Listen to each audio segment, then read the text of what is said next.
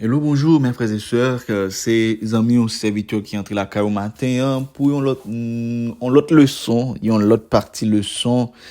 Eh bien, je dis que c'est mardi. C'est mardi, nous prenons l'autre partie leçon ensemble. Mais avant tout, on nous prie le Seigneur.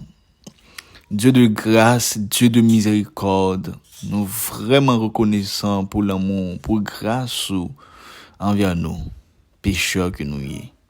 Mais quand que nous parlons étudier parole, que nous avec nos pères, parler nous seuls, nous pouvons ça au nom de Jésus. Amen. Eh bien, mes frères et sœurs, leçon 7, ta bonté s'élève jusqu'au ciel. Verset à mémoriser. Je te louerai parmi les peuples, Seigneur. Je te chanterai parmi les nations, car ta bonté s'élève jusqu'au ciel et ta vérité atteint les nuages. Psaume 57, verset 10 à 11. Eh bien, je dis que c'est mardi 13 février. Petite leçon que je dis, c'est si tu prenais garde aux fautes, Seigneur. Salmiste, moi, mais j'ai salmiste, mais petite leçon, je dis.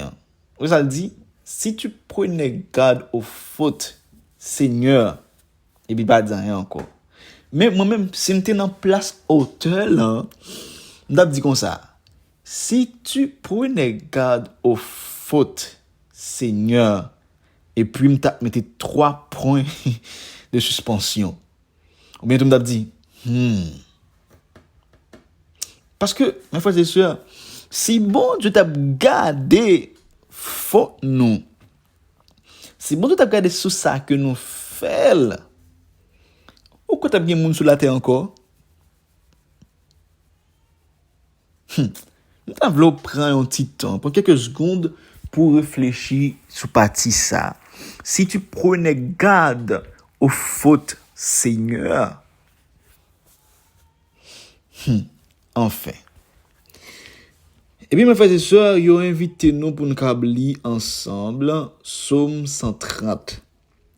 Juste pour nous voir comment la gravité du péché le décrit dans Psaume et espérance qui gagne pour pécheur. C'est ça me connaît que bon Dieu pareil petite li.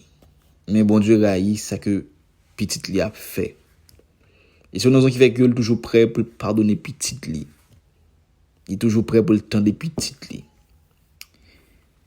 C'est que, mes frères et sœurs, la grande affliction du psalmiste, eh bien, liée à son propre péché et à ceux de son peuple.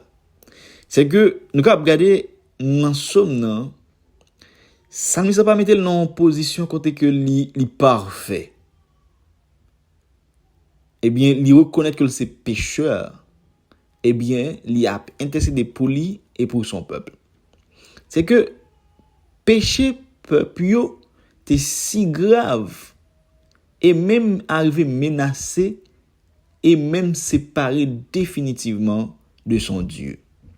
C'est que nous avons les Écritures qui parlaient des livres qui sont gardés pour le jour du jugement. Ok? Et des noms des pécheurs effacés du livre de la vie. Nous connaissons qu'il y a plusieurs livres, le livre des morts, le livre de vie et le livre de souvenirs. Psalmiste a imploré ainsi le pardon de Dieu, qui est arrivé à effacer le souvenir du péché. Eh bien, Psalmiste connaît que Dieu n'est pas coléreux par nature.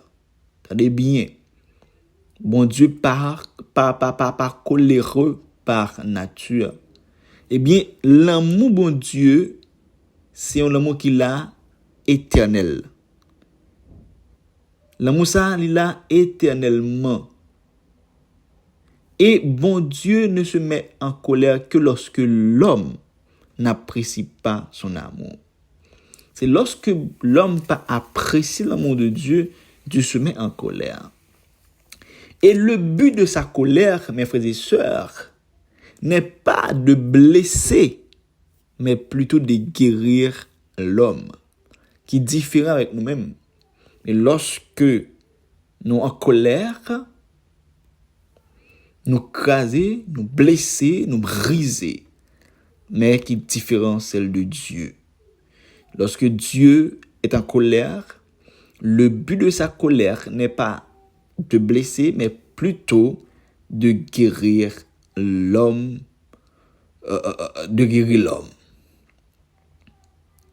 C'est que c'est pas de détruire, mais de sauver son peuple de l'alliance.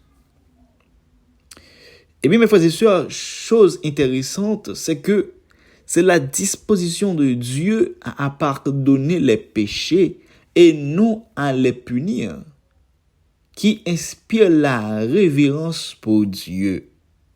C'est que une adoration authentique lui repose sur l'admiration du caractère d'amour de Dieu et non sur la crainte du châtiment. C'est que petit bon Dieu yo appelé à attendre le Seigneur. C'est que en hébreu, mes frères et sœurs, c'est kaya qui c'est attendre signifie littéralement étirer. Mais c'est aussi la racine du mot hébreu qui signifie espérance.